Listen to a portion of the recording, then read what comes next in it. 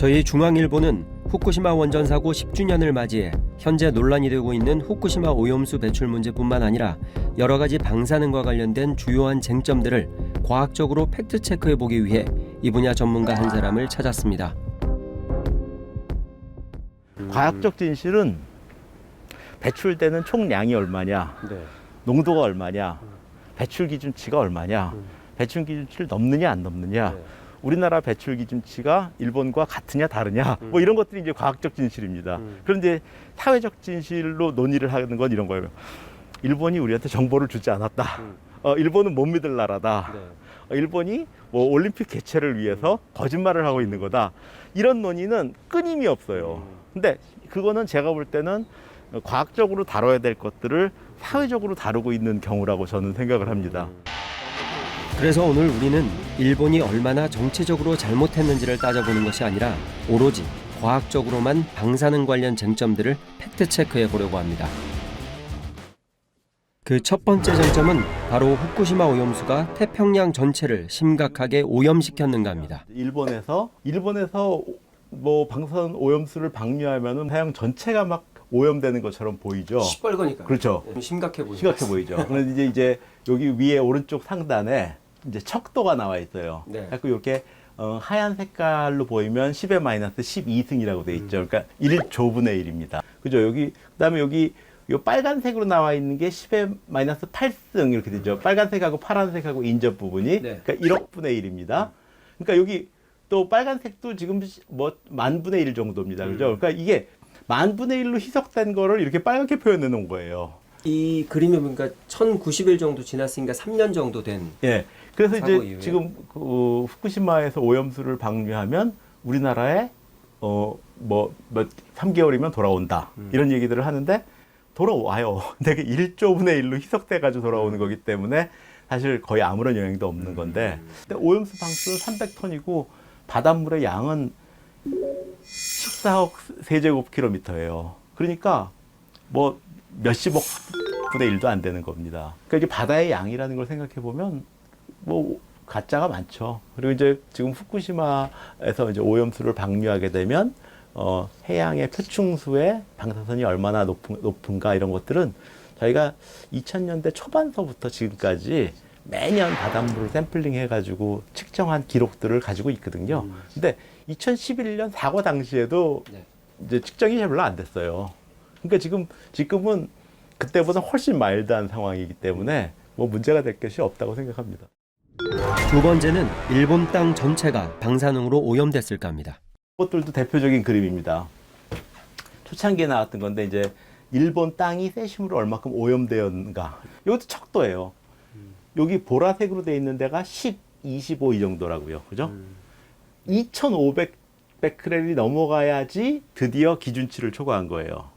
그러니까 여기 이 그림에서 노란색 범위 위쪽에 노란색, 빨간색 이 부분을 제외하고는 사실은 아무것도 기준치를 초과하지 않은 겁니다.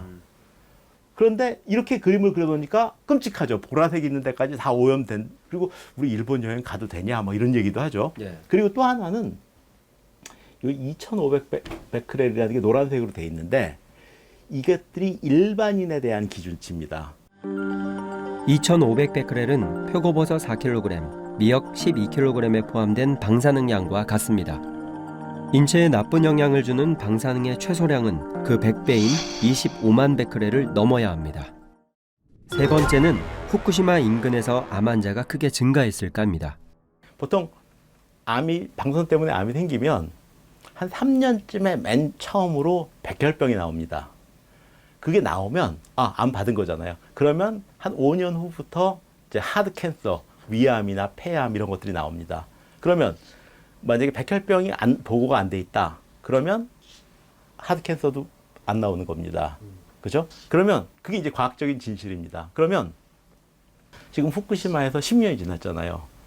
그래서 백혈병이라든지 암의 개체수가 증가되지 않았죠. 현지에서.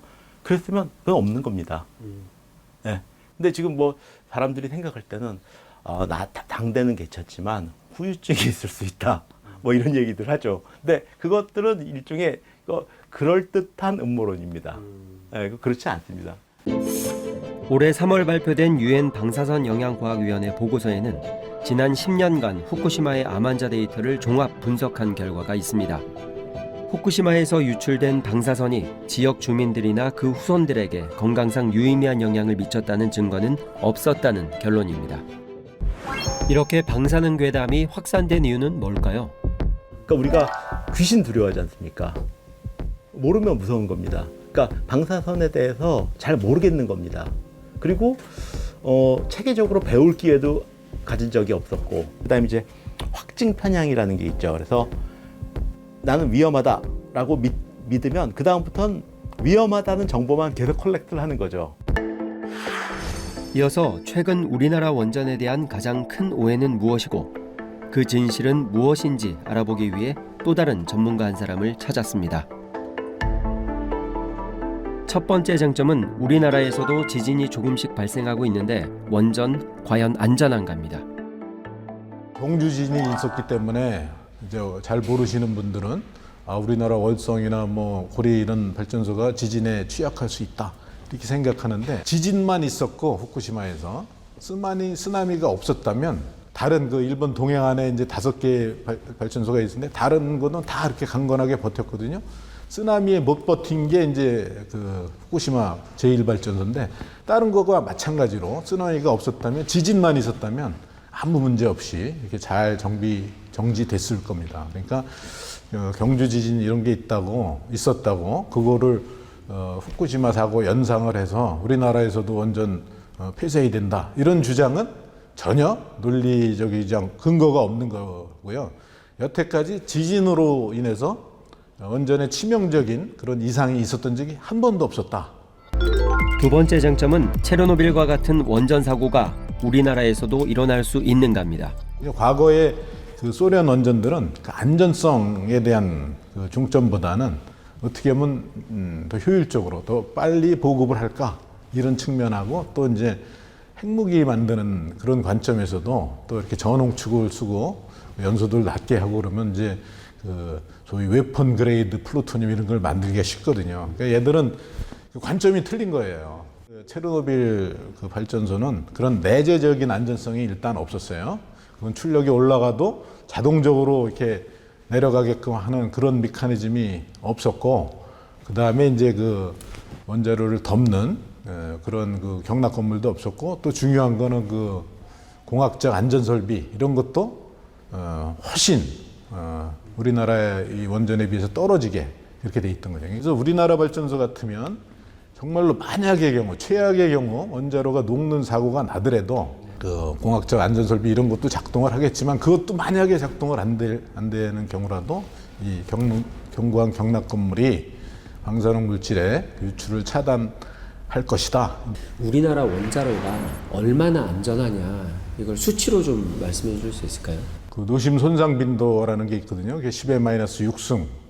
100만 년에 한 번씩 노심이 이렇게 녹을 정도로 아주 희귀한 그런 빈도로 이제 설계를 하는데, 중요한 거는 이제 우리나라에서는 지난 한 40여 년 동안 78년부터 이제 고리 1호기를 가동했으니까 43년쯤 됐는데 아직 한 번도 사고는커녕 뭐 유의미한 방사선 물질의 유출 이런 것도 없었다 이거죠. 그러니까 그거는 이제 대통령도, 우리 문재인 대통령도 체코 가서 한번 자랑을 하신 적이 있잖아요.